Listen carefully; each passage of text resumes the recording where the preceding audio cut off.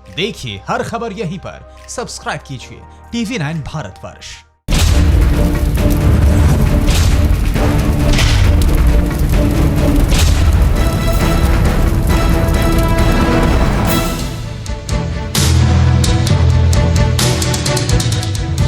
नमस्कार, full and final में स्वागत है आप सभी का। आपके साथ मैं हूं गौरव अग्रवाल और फुल एंड फाइनल में आज बात करेंगे चीन की नई खतरनाक साजिश की, जिनपिंग की उस खूनी ख्वाहिश की बात करेंगे आज, जिसे वो आजकल उठते बैठते सोते जागते हर वक्त देखते हैं। हम बात भारत के उस दोस्त की भी करेंगे जिसने चीन के खिलाफ भारत के साथ मोर्चा खोल दिया है। वही कैसे अमेरिकी राष्ट्रपति पीएम मोदी की राह पर चल पड़े हैं, हम आपको यह भी बताएंगे। आप लगातार हमारे साथ बने रहिए क्योंकि अगले 1 घंटे तक चीन नेपाल की भारत के खिलाफ हर साजिश का पर्दाफाश TV9 भारतवर्ष पर होगा। इसके अलावा एक के बाद एक बड़ी खबरें हम आपको बताते रहेंगे। तो चलिए शुरुआत करते हैं अभी की सबसे बड़ी खबर से, और इस वक्त की सबसे बड़ी खबर है लिपू लेक से। जी हां, लिपू लेक में भारत के खिलाफ चीन की नई साजिश का खुलासा हुआ है।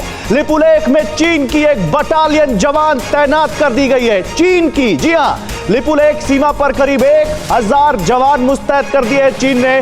नेपाल भारत विवाद में चीन की यह ऑफिशियल एंट्री हो गई है। लद्दाख के अलावा कई जगहों पर चीन की सेना PLA की मौजूदगी है। तो ये आप देख सकते हैं आप, चीन किस तरह से नेपाल और भारत के बीच आ चुका है। तस्वीरें लिपू लेक बॉर्डर की, आपको याद होगा लिपू लेक को लेकर चीन और भारत और नेपाल में विवाद चल रहा है। नेपाल ने अपने नक्शे में 300 वर्ग किलोमीटर के दायरे को भारत की जगह को हासिल कर लिया, भारत ने इस पर शामिल कर लिया, भारत ने इस पर आपत्ति जताई, लेकिन अब चीन यहां पर आ चुका है। तो इस पर हम बात करेंगे। मेरे साथ कुछ खास मेहमान हैं। मेरे साथ लेफ्टिनेंट जनरल गुरमीत सिंह है, डिफेंस एक्सपर्ट हैं, चीन को बहुत अच्छे से समझते हैं। Major general Shashi Asthana, defence expert, इनसे हम बात करेंगे। अचल कुमार मल्होत्रा, फॉर्मर डिप्लोमेट, और युक्तेश्वर कुमार, चीन के एक्सपर्ट, लंदन से लाइव हैं। आप सभी का स्वागत है। लेकिन सबसे पहले हमारे संवाददाता मनीष झा इस वक्त हमारे साथ जुड़ चुके हैं। मनीष, जिस तरह से भारत और नेपाल के बीच लिपू लेक को लेकर एक विवाद था और भारत ने उस पर कड़ी आपत्ति जताई हुई है, लेकिन चीन का वहां पर अपनी सेना तैनात करना क्या बताता है? और एक तरफ चीन कहता है बातचीत सकारात्मक रास्ते पर जा रही है, 5वें राउंड की बातचीत करेंगे। राफेल जिस दिन आए थे उस दिन वहां विदेश मंत्रालय का बयान आया था, और आज ये हरकत। गौरव, और आपकी बात को आगे बढ़ाते हुए सबसे पहले हम अपने दर्शकों को बता दें कि 1961 में चीन और नेपाल के बीच हुई संधि में भी चीन और नेपाल दोनों ने माना था कि लिपू लेक भारत का हिस्सा है। और इस बैकग्राउंड के बाद अब आप आइए आज की परिस्थिति में। आज की परिस्थिति की खबर यह है कि चीन की तरफ से चाइनीज आर्मी ने अपनी एक बटालियन लिपू लेक के पास तैनात कर दिया है और अपनी मोबिलाइजेशन को बढ़ा रहा है। वहीं दूसरी तरफ भारत चीन नेपाल ट्रायंगल पर नेपाल की जो हरकतें हैं, TV9 भारतवर्ष पर हमने दिखाया था कि कैसे नेपाल की सशस्त्र पुलिस ने वहां पर 6 पोस्ट बनाए थे, जिसे बाद में उसने हटा दिया था। अब इन सब को जोड़ने के बाद आपको वो मंशा समझ में आती है कि दरअसल जो चीन ये कहता था कि लद्दाख में LAC का डिमार्केशन नहीं होने की वजह से ये सब कुछ हो रहा है, असल में वो भारत चीन सीमा पर हर सेंसिटिव जगह पर अपनी मोबिलाइजेशन को आगे बढ़ा रहा है। खुशी की बात और राहत की बात यह है कि भारत सरकार को इसका अंदेशा था, और इसीलिए चाहे आप लद्दाख बिल्कुल, और ये बात पहले भी आई थी कि नेपाल पुलिस की वर्दी में शायद लिपू लेक में चीन ने पहले ही PLA तैनात कर दी, लेकिन अब तो खुलकर बात सामने आ गई है। मनीष, मैं आता हूं आपके पास, लेकिन हमारे साथ तमाम एक्सपर्ट्स हैं। सबसे पहले गुरमीत जी आपके पास। गुरमीत जी, आप कैसे देख रहे हैं चीन की इस हरकत को? आपका तो लंबा अनुभव है चीन को लेकर, PLA भारत नेपाल बॉर्डर पर, कैसे? गौरव जी, सबसे पहले बात तो ये है कि भारत ने 15 जून गलवान में खास तौर पर जो सबक सिखाया है चाइना और PLA को, उससे सबसे बड़ी बात यह है कि हमारे को हर बॉर्डर के हर जगह के ऊपर में अलर्ट, प्रिपेयर्ड और रेडी रहना पड़ेगा। और ये जो बात है ट्राई जंक्शन की, नेपाल, चाइना और इंडिया का ट्राई जंक्शन है, इसमें कोई भी जो ट्राई जंक्शन होता है इसमें 3 पार्टियां हैं, लेकिन हमने देखा कि जिस दिन हमारे रक्षा मंत्री जी ने दारचूला लिपुलेख सड़क का उद्घाटन किया था, उसके बाद में किस प्रकार नेपाल ने यूनिलैटरल तरीके से अपना मैप निकाला जो बिल्कुल गलत था। और एक नेपाल तो चीन की ये गोद में बिल्कुल बैठ क्लियर गया, है इसमें कि कोई शक नहीं है गुरमीत जी। नेपाल तो चीन की गोद में न केवल बैठ गया बल्कि उसके इशारों पर हो रहा है। केपी शर्मा ओली किस तरह से वहां पर एक के बाद एक भारत के खिलाफ साजिशें रच रहे हैं हम सब जानते हैं, लेकिन चीन का इस तरह से नेपाल बॉर्डर पर अपनी बटालियन भेजना क्या कहलाता है, इसको कैसे देखे, चीन की इस हरकत का जवाब कैसे दिया जाए, इस पर बात करेंगे। तमाम एक्सपर्ट्स मेरे साथ हैं। मैं आऊंगा मेजर जनरल शशि अस्थाना जी आपके पास, लेकिन उससे पहले इस वक्त हम अपने वॉल पर जाएंगे और बिग वॉल पर अपने दर्शकों को बताएंगे कि आज आप इसको कैसे देखें, क्योंकि ये बहुत बड़ी कायराना हरकत चीन की तरफ से। जब आमने सामने नहीं निपट पा रहे, जब सामने मुंह की खानी पड़ रही है, पीछे हटना पड़ रहा है, तो अब नेपाल को मोहरा बनाकर वहां पर पीएलए तैनात करना चीन का क्या इसके क्या संकेत हैं? पहले इस पूरे मामले को समझिए। लिपुलेख का खलनायक चीन क्यों है? नेपाल के दावे वाले लिपुलेख के पास चीन ने अपनी सेना तैनात कर दी है। ये देखिए, ये जो दो चेहरे इनको ध्यान से देखिए, इनका गठजोड़ है भारत के खिलाफ। पीएलए की एक बटालियन यानी 1000 जवान वहां पर तैनात कर दिए गए हैं पीएलए की तरफ से, पीपल्स लिबरेशन आर्मी, चीन की सेना। पीएलए की तैनाती का मतलब भारत के खिलाफ चीन के एजेंडे को नेपाल लागू कर रहा है। सोचिए, वो नेपाल जिसके साथ रोटी और बेटी का रिश्ता भारत का, वो अब चीन के इशारे पर ऐसी हरकतें कर रहा है। भारत के इलाके लिपुलेख पर नेपाल ने दावा किया था, बिल्कुल, और भारत ने उस दावे का पुरजोर विरोध किया था। नेपाल ने नया नक्शा पास कर विवाद बढ़ाने की कोशिश की लिपुलेख बॉर्डर पर, लेकिन भारत ने कहा कि यह बिल्कुल मान्य नहीं है। भारत की बनाई 80 किलोमीटर सड़क पर नेपाल को ऐतराज था, और यही ऐतराज तो चीन को है। भारत ने दौलत बेग ओल्डी तक रोड बनाई है और चीन को यह पच नहीं रहा है, और अब यहां भी वो यही हरकत कर रहा है। न्यूज़ टॉप 9 रोज सुबह 7 बजे और शाम 7 बजे सिर्फ TV9 भारतवर्ष पर। देखिए हर खबर यहीं पर, सब्सक्राइब कीजिए TV9 भारतवर्ष। तो शशि अस्थाना जी, लिपुलेख का जो मामला है, जो हमने अभी अपने दर्शकों को समझाया, और किस तरह से नेपाल जो भारत का सबसे अच्छा दोस्त हुआ करता था, पिछले कई दिनों से हम सब देख रहे हैं चीन के इशारों पर वो क्या हरकतें कर रहा है। लेकिन क्या अब ये नेक्स्ट लेवल है चीन का, इस तरह से नेपाल को न केवल भड़काना बल्कि अपनी सेना वहां तैनात कर देना, और कैसे इसका जवाब दिया जा सकता है? देखिए, जो कुछ भी अभी तक आपने कहा है, मैं उसमें कुछ चीजें ऐड करना चाहूंगा। लिपुलेख एक इंपॉर्टेंट पार्ट। बहुत पहले नेपाल, चीन और भारत ने इसको खोलने की कोशिश की थी और यहाँ से ट्रेड शुरू करने की कोशिश भी की थी, और उस समय ये बात बिल्कुल क्लियर थी, क्योंकि चीन भारत से बात कर रहा था कि ये भारत का हिस्सा है, इसमें कोई शक की बात नहीं। अभी जैसे कि जनरल गुरमीत साहब ने भी बताया कि गलवान के बाद में चीन सेंसिटिव हो गया है। अभी ये एक तरीके से चीन की इनसिक्योरिटी है, वो अपनी फौज वहां इसलिए तैनात कर रहा है क्योंकि हमारी फौजें ऑलरेडी मौजूद हैं, और हमारी फौज जो है वो स्ट्रांग है, और पूरे जो लाइन ऑफ एक्चुअल कंट्रोल है उसके ऊपर हम लोग सेंसिटिव हैं, और हमने अपनी पूरी तरीके से उसको सुरक्षा का बंदोबस्त कर लिया है। अब चीन थोड़ा सा घबरा रहा है, इसलिए उन्होंने वहां पर अपने फौजी लगाए। नहीं, लेकिन ये दूसरी बात ये है कितनी बड़ी चीज है सर, नेपाल बॉर्डर पर चीन आके बैठ रहा है। अगर नहीं, नेपाल बॉर्डर पर चीन, सवाल यह है कि जितने भी ट्रायंगल हैं उसमें चीन ने गड़बड़ करने की कोशिश की है।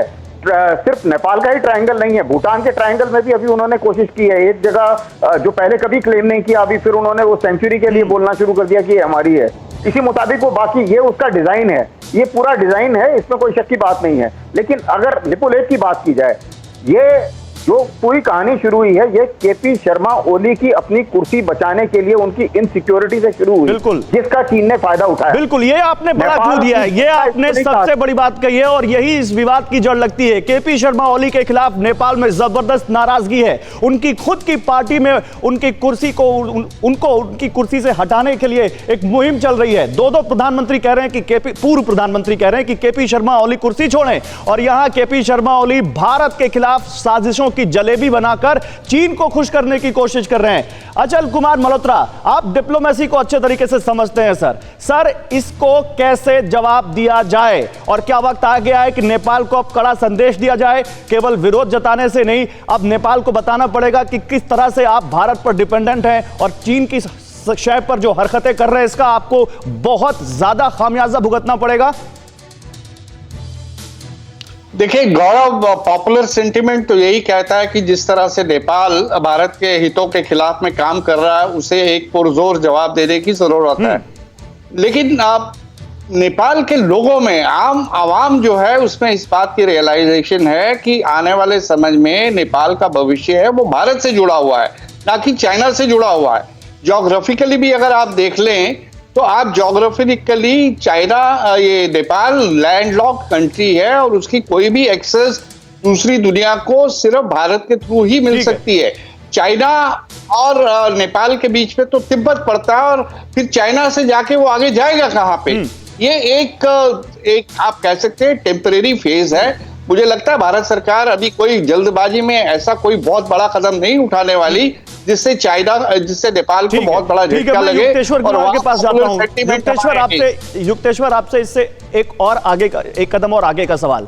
गलवान में हमने देख लिया, लद्दाख में हमने देख लिया किस तरह से भारत की डिप्लोमेसी पावर और किस तरह से भारत की मजबूत ताकत, मजबूत सैन्य ताकत के आगे चीन को झुकना पड़ा। खुद कह रहे हैं कि नहीं, आगे बातचीत करेंगे, पीछे भी जा रहे हैं, कई जगहों से उनकी सेना हटी भी है। तो क्या ये चीन की बौखलाहट है कि आमने सामने तो हम भारत से नहीं टकरा पा रहे हैं, भारत ने चारों तरफ से उसको घेर लिया है, इसलिए अब पीछे से किसी और के कंधे पर बंदूक रख के गोली चलाएं? अब बिल्कुल, क्योंकि चीन में बहुत पहले से ही उनका डोमेस्टिक इकोनॉमी डिक्लाइन हो रहा है।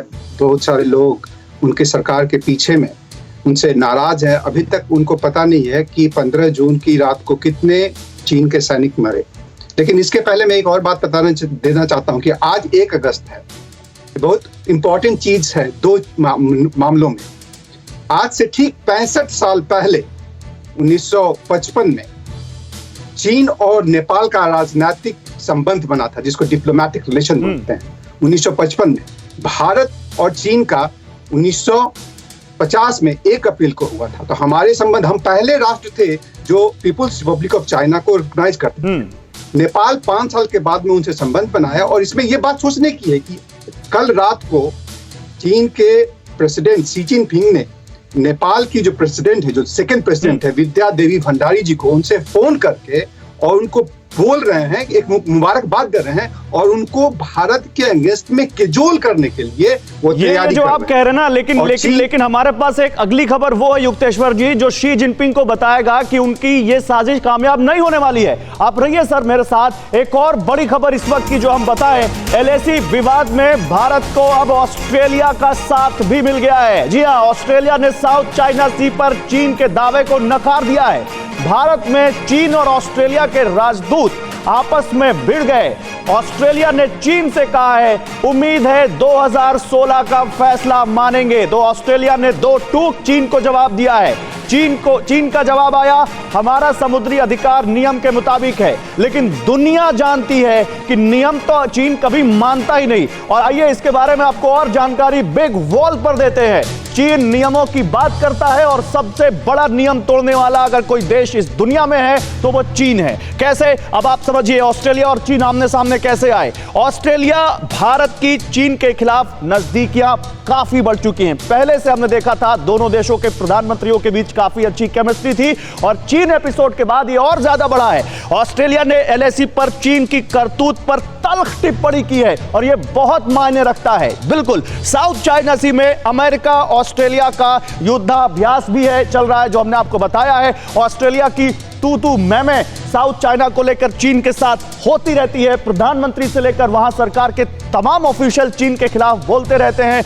यही नहीं, चीन को लेकर ऑस्ट्रेलिया ने अपना डिफेंस बजट बहुत ज्यादा बढ़ा दिया है केवल चीन की वजह से। ऑस्ट्रेलिया का साउथ चाइना सी में चीन पर अस्थिरता फैलाने का आरोप है और यह केवल ऑस्ट्रेलिया का नहीं है। साउथ चाइना सी के आसपास 6 से 8 कंट्रीज हैं जो चीन पर यही आरोप लगाते रहते हैं। लेकिन जल्दी से अपने मेहमानों के पास चलते हैं और बात करते हैं यहां पर। अब युक्तेश्वर कुमार, आप ही से शुरू करते हैं। आपकी बात अधूरी रह गई थी इस मुद्दे पर। ऑस्ट्रेलिया के राजदूत का इस तरह से चीन को कहना और उसके बाद भारत के साथ आना, अमेरिका किस तरह से भारत के साथ है दुनिया देख रही है, यूरोपियन कंट्रीज किस तरह से भारत के साथ हैं दुनिया देख रही है। लेकिन अब ऑस्ट्रेलिया का इस तरह से भारत के साथ चीन के खिलाफ खड़ा होना चीन के लिए कितना बड़ा झटका है? बिल्कुल बहुत बड़ा झटका है, क्योंकि चाइनीज में ही मैं एक लाइन बोल देना चाहता हूं कि कुंग यू सांची सर बीसियन ली छी छी, मतलब अगर आप कोई वार जीतना चाहते हैं तो पहले अपने हथियारों को। आपने चाइनीज में यानी मैंडारिन में ये बात बोली है, एक बार फिर से बोलिए हमारे दर्शकों के लिए, ताकि दर्शकों को समझ में आए आप चीन को कितने अच्छे से समझते हैं। मैं बता दूं कि मेरी चीनी उतनी ही अच्छी है जितनी मेरी हिंदी या इंग्लिश है। मैं 25-27 साल से चीनी पढ़ा रहा हूं, तो मैं फिर से ये बता देना चाहता हूं कि कुंगयू सांची सर बीसियन ली छी छी, ये पुरानी कहावत है और इसका मतलब ये हुआ कि युद्ध में या किसी भी काम के लिए अगर सफलता चाहिए तो आपके पास साधक हथियार आवश्यक है। क्या बात। तो उसी तरह से भारत ने क्या किया है कि अपने साथ ऑस्ट्रेलिया हो, अमेरिका हो, यूरोपियन यूनियन हो, यूके हो, इनके सारे लोग हमारे साथ में इकट्ठे हो गए हैं। और आज मैं वही याद कर रहा था क्योंकि 2 दिन पहले चीन के जो एम्बेसडर हैं वो हमारे जो इंस्टीट्यूट है दिल्ली में, इंस्टीट्यूट ऑफ चाइनीज स्टडीज, वहां पे उन्होंने लेक्चर दिया और उसके बाद ट्विटर पे जो ऑस्ट्रेलिया के एम्बेसडर से लड़ाई करना शुरू कर दिया, ट्विटर वार जिसको बोलते हैं। लेकिन ठीक है सर, ठीक है युक्तेश्वर जी, आता हूं आपके पास। आपने बड़े अच्छे से समझा दिया, चाइनीज को चाइनीज आईना दिखा दिया आपने, इससे अच्छा और कौन बता पाएगा। लेकिन मनीष, क्योंकि आप विदेश मामलों को कवर करते हैं, विदेश मामलों के मंत्रालय को आप कवर करते हैं, ये ऑस्ट्रेलिया की जो खबर है ये कितनी बड़ी खबर है भारत के लिहाज से, चीन के लिहाज से कितना बड़ा झटका है, ये जरा बताइए हमारे दर्शकों को और इसकी और डिटेल दीजिए। गौरव, मैं इस समय जहां खड़ा हूं विजय चौक पर, इसके पास ही विदेश मंत्रालय है और 2 दिन पहले ऑस्ट्रेलिया के हाई कमिश्नर बैरी ओफरेल वो विदेश मंत्री जयशंकर से मिलने आए और विदेश मंत्री से मुलाकात के बाद उन्होंने बयान दिया चाइनीज़ हरकत को लेकर। उन्होंने जहां एक तरफ भारत की पोजीशन को और चीन के खिलाफ भारत की रणनीति को सराहते हुए उनका साथ दिया, वहीं दूसरी तरफ उसने चाइनीज़ हरकत को लेकर कई सवाल उठाए थे। इससे तिलमिलाकर चीन के भारत में राजदूत सुन विडोंग ने ट्विटर पर रिएक्शन दिया अपना और उन्होंने कहा कि हमने ऑस्ट्रेलियन हाई कमिश्नर के बयान को देखा था और वो साउथ चाइना सी पर कुछ ना बोले। इसके जवाब में ऑस्ट्रेलिया के हाई कमिश्नर ने उनको आईना दिखाते हुए कहा कि चीन को 2016 में जो फिलीपींस वर्सेस चीन का जो आर्बिट्रेशन का फैसला हुआ था उसका पालन करना चाहिए, यानी कि साउथ चाइना सी पर। और इतना ही नहीं मनीष, आपने बड़ी अच्छी जानकारी दी है। इसके अलावा क्वाड जो है वो चीन के खिलाफ सबसे बड़ा उसका सिरदर्द है, तो उसके बारे में भी आपसे जानकारी लेंगे। बिग वॉल पे जा रहा हूं मैं, बिग वॉल पर मैं क्वाड के बारे में अपने दर्शकों को कुछ बताना चाहता हूं और उसके बाद मैं आऊंगा अपने तमाम मेहमानों के पास। मनीष, आपसे भी जानकारी लूंगा। लेकिन ड्रैगन के जी का सबसे बड़ा जंजाल ऑपरेशन क्वाड, क्यों ये जानिए। भारत, ऑस्ट्रेलिया, जापान और अमेरिका का एक राजनीतिक मंच है क्वाड। क्वाड का मकसद है एशिया पैसिफिक में शांति स्थापित करना, जो चीन चाहता ही नहीं। और एशिया पैसिफिक क्यों, चीन तो अब इसके आगे भी टारगेट कर रहा है देशों को। क्वाड को एशिया का नाटो कहा जाता है और इसी से समझ लीजिए कितना अहम है ये संगठन। 2007 में जापानीज पीएम शिंजो आबे ने पहली बार क्वाड का प्रस्ताव रखा। क्वाड को एशिया पैसिफिक में चीन अपना दुश्मन नंबर 1 मानता है, क्योंकि यह चीन की सबसे बड़ी काट है। अमेरिका, ऑस्ट्रेलिया का विशाल नेटवर्क जापान और भारत के साथ जुड़ रहा है। ऑस्ट्रेलिया, अमेरिका, जापान और इंडिया, सोचिए फिर चीन की क्या हालत होगी। अपने तमाम मेहमानों के पास चलते हैं। मैं आपके पास आऊंगा अचल जी। क्वाड को आप, क्योंकि हमसे ज्यादा बेहतर तरीके से आप कूटनीति समझते हैं, क्वाड को आप कितना बड़ा प्रेशर पॉइंट मानते हैं चीन के लिए? प्रेशर पॉइंट है, जो सबसे बड़ा प्रेशर पॉइंट है। जैसा आपने सही फरमाया, इसे 2007 में इनिशिएट किया गया था, लेकिन कुछ साल तक ये थोड़ा ठंडे बस्ते में रहा और 2015-16 में इसे रिवाइव किया गया।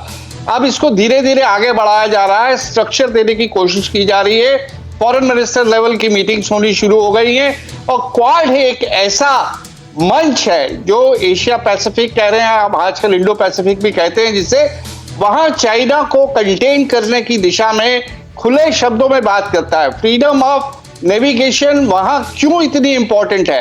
क्योंकि ट्रिलियन डॉलर्स का ट्रेड जो है वहां की सी लेन से होके गुजरता है और इस एरिया में चाइना का विस्तारवाद जो है वो किसी से छुपा नहीं हुआ है। तो इंडिया, जापान, ऑस्ट्रेलिया और यूनाइटेड स्टेट्स ऑफ अमेरिका का ये क्वाड, जिसे अब क्वाड प्लस बनाने की दिशा में काम किया जा रहा है, मैं आता हूं सर अधिकार है। गुरमीत जी, तो क्या चीन के पास इस क्वाड की काट है, या आपको लगता है नहीं क्वाड ने तो फंसा लिया है और जैसे जैसे आगे बढ़ेगा चीन अब शिकंजे में कसता जाएगा? गौरव जी, जैसे आपने बिल्कुल ठीक कहा, ये क्वाड एक बहुत महत्वपूर्ण गठबंधन है। इसके अंदर में भारत, ऑस्ट्रेलिया, जापान और यूएस सब मिले हैं। और आपको याद होगा कि ऑस्ट्रेलिया के साथ में भारत ने हाल ही में MOUs किए थे जो बहुत महत्वपूर्ण है लॉजिस्टिक के ऊपर में, इंटरऑपरेटिबिलिटी के बारे में। और इसके अलावा ऑस्ट्रेलिया मौजूदा स्थिति के अंदर में सबसे बड़ी आवाज जो है इंडिपेंडेंट इन्वेस्टिगेशन ऑफ कोविड, उसमें सबसे बड़ी आवाज उभर के आई है। इसके अलावा साउथ चाइना सी के अंदर में जो एक्सरसाइज हैं, ऑस्ट्रेलिया ने बढ़ चढ़कर हिस्सा लिया है। ये जो इलाका है साउथ चाइना सी का, ये मलाक्का स्टेट, सुंडा स्टेट और लुम्बक जो स्टेट है, 6 डिग्री 10 डिग्री का जो चैनल है, इसका जो ट्रेड साउथ चाइना सी एनर्जी के फ्लो के ऊपर में बहुत बड़ा रोल है। बहुत बड़ा रोल है, बहुत बड़ा रोल है। शशि अस्थाना जी, एक कमेंट आपका भी इस रोल को देखते हुए ही कि मैं चीन ही नहीं, मैं चीन के उन साथियों के पास भी जाऊंगा, साथियों के बारे में भी बात करूंगा जो भारत के खिलाफ साजिश रचते हैं। नेपाल से हमने बात शुरू की थी, चीन पर हम बात कर रहे हैं और पाकिस्तान जिस तरह से दुनिया भर में अलग थलग पड़ा हुआ है, क्या ये क्वाड, न जिसको एशिया का नाटो कहा जा रहा है, न केवल चीन बल्कि चीन के जो आप अगर उसको बिजनेस लैंग्वेज में कहें तो चीन की सब्सिडरीज जो बन गई है नेपाल और पाकिस्तान, क्या उनके लिए बहुत बड़ा मैसेज है ये?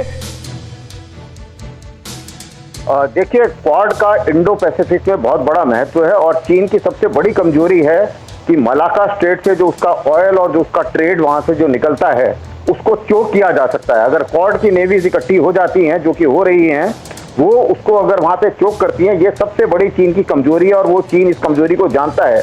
इसीलिए उसने CPEC और चाइना म्यांमार इकोनॉमिक कॉरिडोर ये सब इस किस्म के प्रोजेक्ट शुरू किए थे।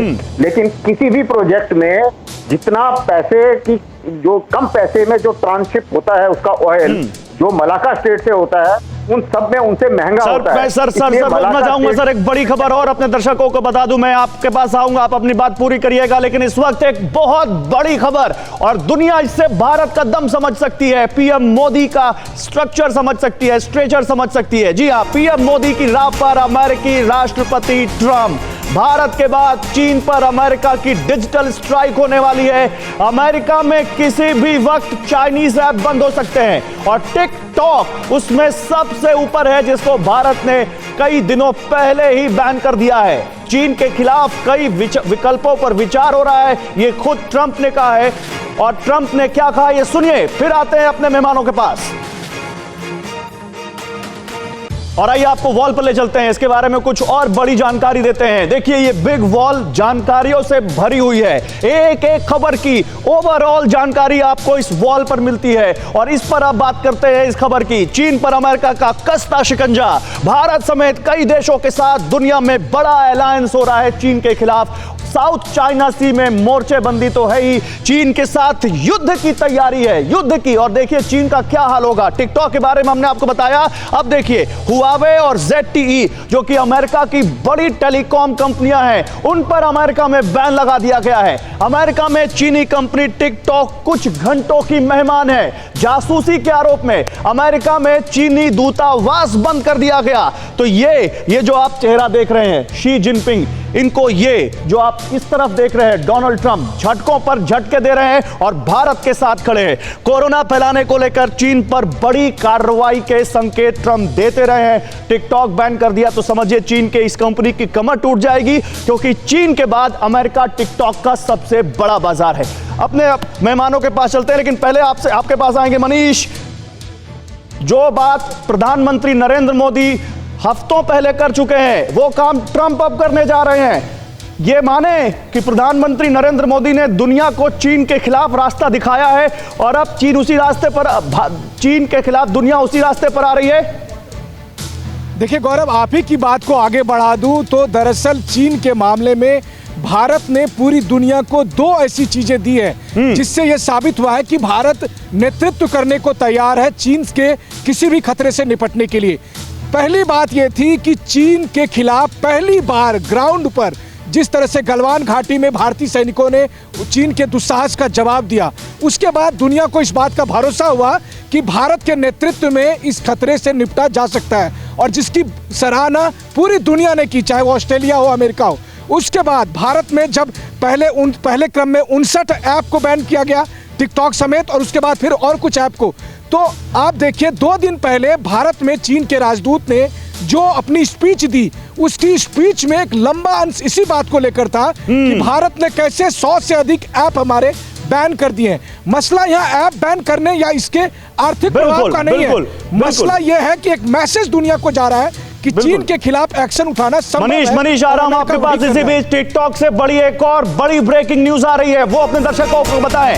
हमने आपको बताया कैसे यूएस में टिकटॉक बैन की तैयारी है, अब चीन इससे घबरा गया है, और इसका उदाहरण यह है कि माइक्रोसॉफ्ट के हाथों टिकटॉक बिक सकता है। टिकटॉक की पेरेंट कंपनी बाइटडांस वो माइक्रोसॉफ्ट से बात कर रही है। यानी ये देखिए, भारत ने जो शिकंजा कसा चाइनीज ऐप पर, वो इतने ज्यादा टूट चुके हैं कि अपनी आइडेंटिटी बदलना चाह रहे हैं। जो उन पर चाइनीज कंपनी का ठप्पा लगा है, अब वो उस ठप्पे से दूर होना चाहते हैं। किसी भी देश के लिए इससे बड़ी शर्मिंदगी नहीं हो सकती, किसी भी देश के लिए इससे बड़ा झटका नहीं हो सकता कि उसी के देश की कंपनी खुद को बेच दे दूसरे देश के हाथ में, क्योंकि उसके ऊपर उस देश का ठप्पा लगा है और इस वजह से वो दुनिया भर में बैन हो रहा है।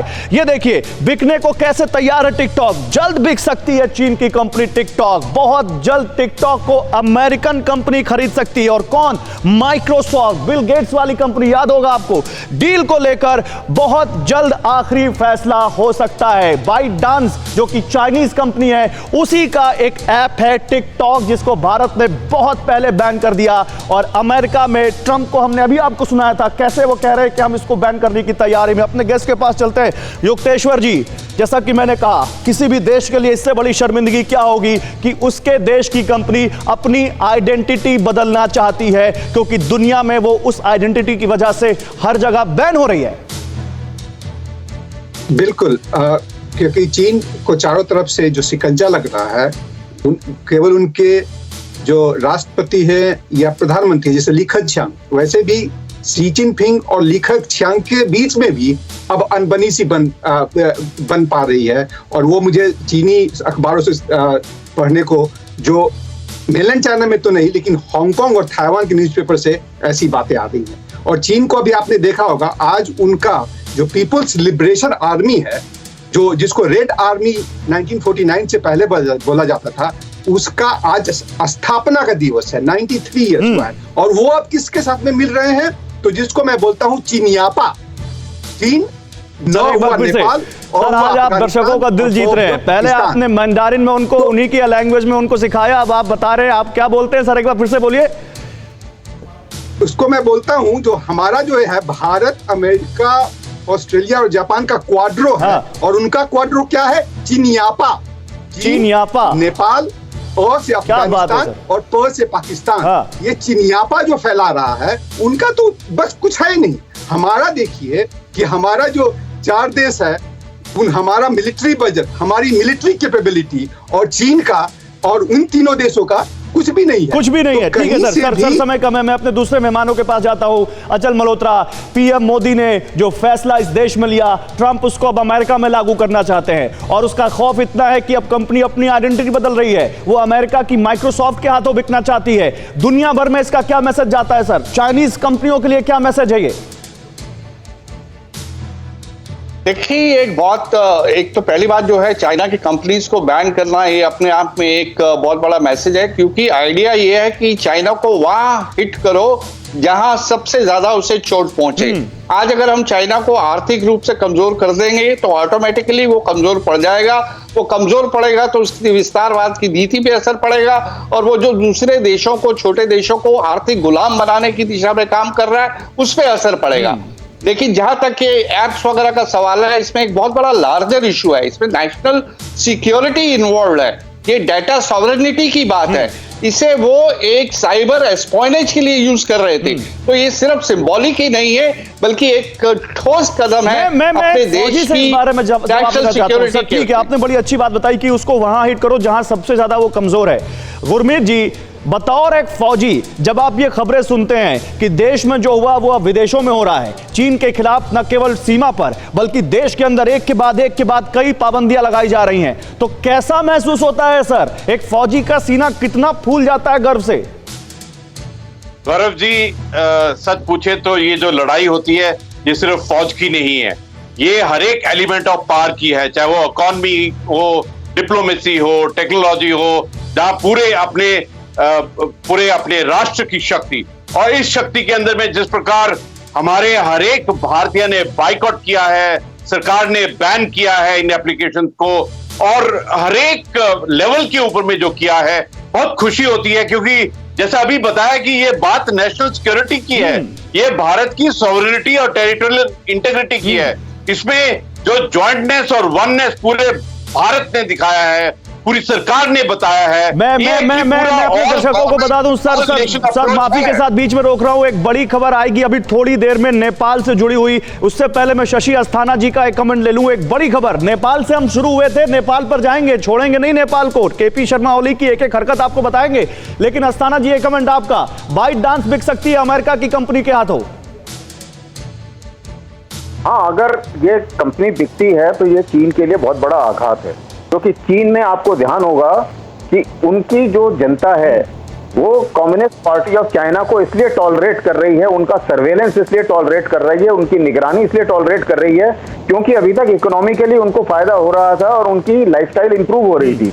तो इसलिए वो जितनी भी ये सख्तियां हैं वो झेल रहे थे। हालांकि वो पढ़ी लिखी जनता है और उसने पूरे वर्ल्ड में डेमोक्रेसी देखी हुई है, लेकिन जब उनकी इकोनॉमी पर आघात होगा तो वो लोग भी उठ खड़े होंगे।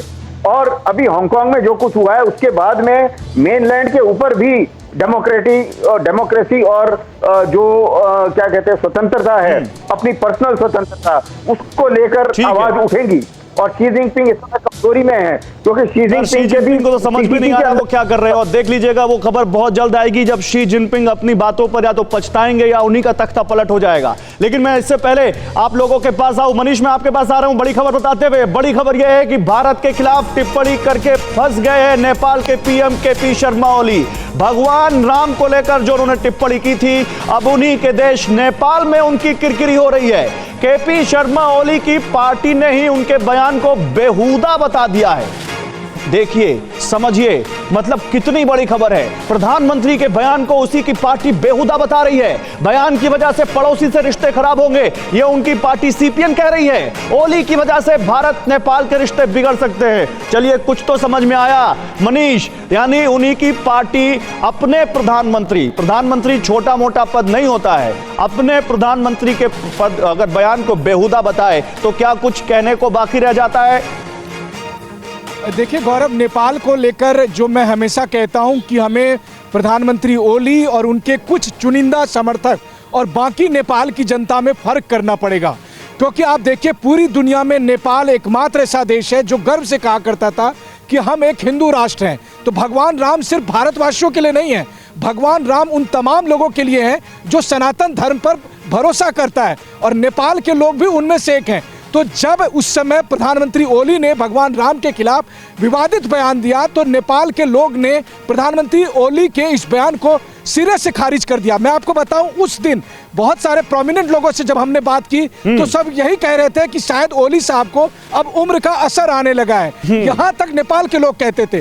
अहम बात यह है कि नेपाल के तीन पूर्व प्रधानमंत्री लगातार प्रधानमंत्री ओली को यह बात कहते हैं कि आपने भारत को लेकर 3 बड़ी गलती की। आपने भगवान राम के बारे में विवादित बयान जब आपकी बात सुना और आपने जब केपी शर्मा ओली की बात कही कि शायद उनको समझ में नहीं आ रहा कि वो क्या कर रहे हैं, मेरे दिमाग में तुरंत युक्तेश्वर जी का वो शब्द आ गया, चिनियापा। युक्तेश्वर जी का नेपाल भी इस चिनियापे में फंसा हुआ है, उसी के चलते ये सब कर रहा है। जी बिल्कुल, क्योंकि अगर नेपाल को पूरी तरह से समझ में भी नहीं आ रहा है, भले ही आज उनका पैसा युक्तेश्वर जी ऐसे देखें, पूरे नेपाल को ब्लैंकेट एक उसमें ना डालें। केपी शर्मा ओली और कुछ उनके आसपास के लोग वो ये चिनियापा कर रहे हैं। हाँ बिल्कुल, इसमें दो राय की नहीं हाँ। है। नेपाल हमारा कजन देश हमेशा से रहा है, जो हमारी संस्कृति के साथ में उनका, हमारा भारत और नेपाल के बीच में कभी भी कोई बॉर्डर नहीं रहा है। हम अपने नेपाली भाइयों को भाई समझते हैं। ये वहाँ के कुछ लोग, कम्युनिस्ट पार्टी के जो नेता है ओली साहब, उनकी बेवकूफी माने, उनके खुद के लोग, मैं वैसे शब्दों का प्रयोग करना नहीं चाहूंगा, लेकिन उनके लोग ही खुद बोल रहे हैं और उनको समझना चाहिए। चीन जो है नेपाल को करीब करीब $1.5 बिलियन मैं अचल जी के पास जाऊंगा, मैं आता हूं आपके पास। अचल जी, जिस तरह का प्रेशर केपी शर्मा ओली पर है, जिस तरह से चीन एड़ी चोटी का जोर लगा रहा है कि केपी शर्मा ओली की कुर्सी ना जाए, नेपाल में चीन की राजदूत हाउ की क्या कर रही हैं हम सब जानते हैं, किसी को कुछ बताने की जरूरत नहीं है। उसके बाद इस तरह का बयान उन्हीं की पार्टी की तरफ से, क्या इमेज बनती है इस देश की पूरी दुनिया में? ओली का बयान जो है वो तो अपने आप में एक बहुत ही हास्यास्पद बयान था, जिसको उन्होंने तुरंत बात रियलाइज भी किया और उसके बाद उन्होंने लीपापोती करने की कोशिश भी करी, ये समझाने की कोशिश करी, नहीं मैं ये नहीं कहना चाहता था, या उनके जो साथी हैं उन्होंने कहा नहीं प्रधानमंत्री ऐसा नहीं कहना चाहते थे। लेकिन ये बिना बात का एक जो है उन्होंने शोषा छेड़ा, वो उसकी किस संदर्भ में छेड़ा ये हम जानते हैं। गौरव, एक एस्पेक्ट इसका है जो किसी भी चैनल में डिस्कस नहीं हुआ, अगर मुझे इजाजत दे तो मैं आपको वो सामने रखना चाहता हूं। देखिए, हमने इस तरफ ध्यान नहीं दिया। वो केपी ओली का जो ये कहना, भगवान राम जो हैं वो अयोध्या में पैदा नहीं हुए थे, ये यहाँ के मुसलमानों को भी एक तरीके से भड़काने की कोशिश है। तो उनसे ये कहना चाहते हैं कि देखिए बाबरी मस्जिद ये तो भगवान राम की जन्म स्थिति है ही नहीं है, आपकी बाबरी मस्जिद तोड़ दी। ये पॉइंट बहुत बड़ी बात कही आपने। और केपी शर्मा ओली के लिए वो, मैं क्योंकि नेपाल के प्रधानमंत्री हैं, मैं बहुत ज्यादा ऐसे सख्त शब्दों का इस्तेमाल नहीं करूंगा, लेकिन केपी शर्मा ओली को आईना उस वक्त दिखेगा जब 5 तारीख को वहां पर प्रधानमंत्री नरेंद्र मोदी भूमि पूजन और शिलान्यास कर रहे होंगे, तो उनकी सारी जितनी भी वो सियासत है वो सब उनको समझ में आ जाएगी। लेकिन मैं आपके पास, आप दोनों जो मेरे साथ रक्षा विशेषज्ञ, मैं आप दोनों के पास आता हूं। उससे पहले एक बड़ी खबर चीन से जुड़ी हुई वो बता दूं।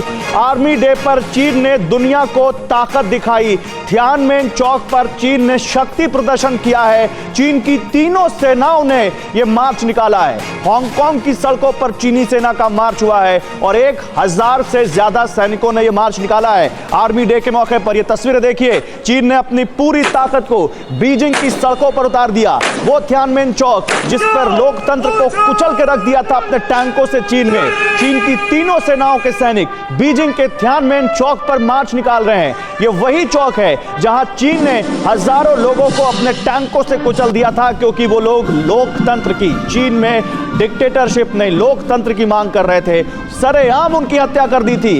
ये तस्वीरें देखिए, आज उसी चौक पर चीन की सेना मार्च कर रही है। अपने ही लोगों की कब्र पर ये सैनिक चल रहे हैं। मैं आपके पास आऊंगा मनीष, ये आर्मी डे क्या है? ये हर साल तो नहीं होता है, क्योंकि जो आर्मी डे जब ये शायद 2 या 3 साल के बाद हो रहा है, ऐसा कुछ जानकारी क्या है इसके बारे में आपके पास? नहीं गौरव, मैं आपको बताऊं कि हालांकि आर्मी डे के तौर पर हर एक साल 1 अगस्त को ये सब कार्यक्रम होते हैं, और अभी जो स्क्रीन पर हमारे दर्शक देख पा रहे होंगे, एक महल नुमा जो आकृति है वो दरअसल एक फॉरबिडन सिटी है, बहुत बड़ा सा इलाका है। पिछले साल दिसंबर में मैं वहाँ पर था, और फॉरबिडन सिटी से लेकर थिएनमान तक ये परेड चलती है। और मैं आपको बताऊं कि मेरे साथ जो साथी पत्रकार एक चाइनीज थे, उन्होंने मुझे कहा कि जैसे आपके यहाँ 26 जनवरी में परेड निकलती है राजपथ पर, ठीक उसी तरह का परेड है। तो मैंने उनको कहा कि नहीं, आप गलत कह रहे हैं, वो इसलिए क्योंकि हमारा जो 26 जनवरी का परेड जब निकलता है राष्ट्रपति भवन से इंडिया गेट तक, तो दरअसल वो एक लोकतांत्रिक जो स्वरूप है राष्ट्रपति भवन, वहां से लेकर इंडिया गेट तक वहां जाता है जिन्होंने देश के लिए बलिदान दिया, उनके आगे हम नतमस्तक होते हैं। लेकिन मैंने बोला जो परेड है, मैं ये लाइन कंप्लीट कर लूं, लेकिन मैंने उनको कहा कि आपका जो परेड है वो एक खत्म हुए राजवंश से शुरू होता है और उस जगह पर जाता है जहां पर आपने अपने बच्चों को टैंक से कुचला है। तो ये प्रतीक है बिल्कुल मैंने भी वही बात कही मनीष की ये परेड अपने देश के नागरिकों की कब्र के ऊपर हो रही है, और इसको आप भारत के लोकतंत्र से बिल्कुल कंपेयर नहीं कर सकते। और मैं जिस परेड की बात कर रहा था वो 2-3 साल बाद होती है, वो दूसरी परेड एक हुई है 2017 के बाद। लेकिन फिलहाल ये तस्वीरें देखिए, चीन कैसे शक्ति प्रदर्शन कह लीजिए, आप दुनिया को मैसेज देने की कोशिश कर लीजिए। ये आर्मी डे की तस्वीरें हैं। किसी भी देश की सेना की ये तस्वीरें बहुत विहंगम होती हैं और उस देश के लिए बहुत अच्छी होती हैं, लेकिन सवाल तब उठता है जब उस देश का नेता और उसकी मंशा खराब हो जाए। फिर उस देश की सेना का ये विहंगम दृश्य किसी को भी आह्लादित नहीं करता, बल्कि सवाल उठाता है। और चीन के साथ यही हो रहा है। उसने अपनी देश की सेना को हमेशा गलत इस्तेमाल में यूज किया है, हमेशा गलत काम में इस्तेमाल किया है। शशि अस्थाना जी, क्योंकि सेना किसी भी देश का की हो, सम्मान सबका होता है, लेकिन एक करप्ट हुकूमत ने, एक करप्ट नेतृत्व ने इस देश की सेना का सम्मान भी छीन लिया।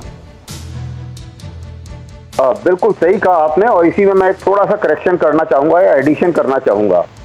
चीन की सेना नहीं है। चीन की जो PLA है ये चाइनीज कम्युनिस्ट पार्टी की सेना है। बिल्कुल। जैसे कि हमारे यहाँ जो सेना है वो देश की सेना है, वो देश की सेना नहीं है, वो एक पार्टी की सेना है। बिल्कुल। उसके जो रोल हैं उसमें सबसे पहली लाइन है कि मैं चाइनीज कम्युनिस्ट पार्टी की सेवा करूंगा, ये पहला रोल है उसका। तो ये बहुत बड़ा फर्क है। बिल्कुल फर्क। और इसीलिए अगर आप देखें, और दूसरी चीज क्या है कि चीन की सेना में जब ये लगता है कोई तकनीकी दिक्कत है सर, आपकी फीड जाम हो गई। मैं आता हूं आपके पास, डिफेंस एक्सपर्ट गुरमीत जी के पास चलते हैं। गुरमीत जी, तो ये जो थियानमेन चौक जहां लोकतंत्र को अपने टैंकों से कुचला चीन ने, आज वहां ये परेड दिखाकर वो जो दिखाने की कोशिश कर रहा है, क्या उसका फर्क पड़ता है कोई? गौरव जी, आपने बिल्कुल ठीक कहा है। आज जो PLA का 93rd एनिवर्सरी है, 1917 में जो बनी थी, और देखिए ये चाइना तियानमेन स्क्वायर के अंदर में जो दिखा रहा है, ये पूरा विश्व जब देखता है तो उसको एकदम याद आ जाती है 2008 की, जब यहाँ पर टैंक लेकर पीसफुल प्रोटेस्टर के ऊपर चढ़े थे, और वो अत्याचार की याद आ जाती है। लेकिन सबसे बड़ी बात यह है कि 15 जून इस साल को जो गलवान में हमारे 20 सैनिकों ने जो बलिदान दिया, अपने प्राणों की आहुति दी, उन्होंने उस अपने एक एक्शन के साथ में PLA का जो झूठ, फ्रेब, जो लाई, प्रोपेगेंडा है, पूरा एकदम पूरा विश्व के सामने ला दिया है। अभी जो चाइना की स्थिति है वो सिर्फ एक मीडिया वॉरफेयर की, एक वीडियो वॉरफेयर की, और ये सब करने की है। वो एक सोल्जर नहीं है। बिल्कुल प्रोपेगेंडा वॉरफेयर। कितने प्रोपेगेंडा वीडियो भेजे हैं, कितने प्रोपेगेंडा वीडियो CCTN से, ग्लोबल टाइम्स ने कितने प्रोपेगेंडा वीडियो उन्होंने ट्वीट किए, शेयर किए, लेकिन दुनिया अब उस प्रोपेगेंडा को समझ चुकी है। मैं आ रहा हूं सर, आपके पास एक बड़ी ब्रेकिंग आ रही है, वो बता अपने दर्शकों को। नेपाल पर चीन का बड़ा माइंड गेम सामने आया है। जिनपिंग ने चीन नेपाल दोस्ती के कसीदे पढ़े हैं। 65 साल से नेपाल चीन का बहुत करीबी दोस्त है। अभी युक्तेश्वर कुमार जो बता रहे थे, देखिए जिनपिंग ने कहा है चीन और नेपाल कंधे से कंधे मिलाकर साथ खड़े हैं। चीन नेपाल के साथ बेल्ट प्रोजेक्ट, उनका जो ओबोर प्रोजेक्ट है, वन बेल्ट वन रोड, उस प्रोजेक्ट में काम करना चाहता है। तो जिनपिंग अब नेपाल को किस कदर अपने पाले में लाने के लिए बेकरार हैं, किस तरह उसकी तारीफ में कसीदे गढ़ रहे हैं, आप देख लीजिए। और कैसे अब यहां पर जो दोनों देश जो भारत के खिलाफ हैं, जो कहते हैं, युक्तेश्वर जी मैं आप ही के पास आता हूं, फिर मनीष आपके पास आता हूं, क्योंकि आपने बताया था, क्या ये वही वाली कहावत यहां पर आती है, चोर चोर मौसेरे भाई, या अभी ना कहें नेपाल को चोर है, उसको अभी इस तरह से ना बोले? नहीं कहना चाहिए, क्योंकि कुछ लोग ही हैं जो भटक गए हैं। उनको अपनी हिस्ट्री, उनको इतिहास पता नहीं है कि भारत के साथ उन्हें कैसे रहना चाहिए, और वो साझे में माझे में फंस चुके हैं। क्योंकि शी चिनपिंग ने उनको फोन करके उनको बोला, और फिर एक लाइन में चाइनीज में बोलूंगा कि शी चिनपिंग ने सब पूरे दुनिया को बताया कि छियांग को पी छियांग चुइन चुइन छियांग छाय नंग को आन। तो वो बोल रहे हैं कि जब तक हमारी आर्मी बहुत शक्तिशाली नहीं हो जाएगी, तब तक हमारे देश में शांति नहीं आ पाएगी। अब ये देख लीजिए उनका क्या खेला है। हालांकि उनका बजट अमेरिका से तो कम है, लेकिन वो पूरे विश्व में उनका budget military expenditure second number पे है, सबसे ज्यादा है, रूस से भी ज्यादा है। तो इसलिए नेपाल वो को ये दौर गया समझना जब वो चाहिए। खेला खेलते और थे, अब तो खेला उनके साथ हो रहा है। सर मैं आता हूं आपके पास, एक बड़ी खबर जल्दी से बता दें अपने दर्शकों को। भारतीय सेना में गोरखाओं की भर्ती की समीक्षा करेगा नेपाल। 1947 का समझौता निरर्थक और संदिग्ध है। ये नेपाल को लगता है इनकी मति अब भ्रष्ट होती जा रही है, नेपाल के कुछ हुक्मरानों की, ऐसा लगता है। विवादों के बीच नेपाली विदेश मंत्री ग्यावली का यह बयान है, भारत में पहाड़ी इलाकों पर ज्यादातर जवान गोरखा तैनात हैं और अब इसकी समीक्षा करेगा नेपाल। मनीष जल्दी से इस बारे में कोई जानकारी क्या बताइए। जी हाँ, हम अपने दर्शकों को बता दें कि दरअसल कल शाम में नेपाल के विदेश मंत्री ने एक विवादित बयान दिया और उसमें उन्होंने कहा कि गोरखा सैनिकों की जो भर्ती भारतीय सेना में होती है, इसको लेकर समीक्षा की जानी चाहिए। हम अपने दर्शकों को बता दें कि भारतीय सेना में मौजूदा अभी 30,000 करीब गोरखा सैनिक हैं और हम गोरखा सैनिक की वीरता को, उनके बलिदान को हमेशा बहुत याद करते हैं, उनको नमन करते हैं। लेकिन साथ ही साथ हम आपको यह भी बताएं कि यही सब जो बयान है उसी से यह साबित होता है कि कैसे प्रधानमंत्री ओली या विदेश मंत्री प्रदीप ग्यावाली नेपाली जनता से दूर है। क्योंकि आप उन गोरखाओं से तो पूछिए कि क्या वो भारतीय सेना में जाना चाहते हैं या नहीं, या वो अपनी या वो चीन की सेना में जाना चाहते हैं। बिल्कुल, आपने अपनी 2-4 लाइनों में बहुत बड़ा संदेश और पूरी बात समझा दी कि कैसे नेपाल के जो सियासतदान है वो नेपाल को ही नहीं समझ रहे, नेपाल के लोगों को नहीं समझ रहे, उनकी भावना नहीं समझ रहे। शशि जी माफ कीजिएगा, समय खत्म हो गया सर, बीच में कुछ तकनीकी दिक्कत थी इसलिए आपसे संपर्क टूट गया था। आप सभी मेहमानों का बहुत शुक्रिया हमारे साथ जुड़ने के लिए। मनीष आपका बहुत शुक्रिया। अड़ी सोमवार से शुक्रवार शाम 6 बजे सिर्फ TV9 भारतवर्ष पर।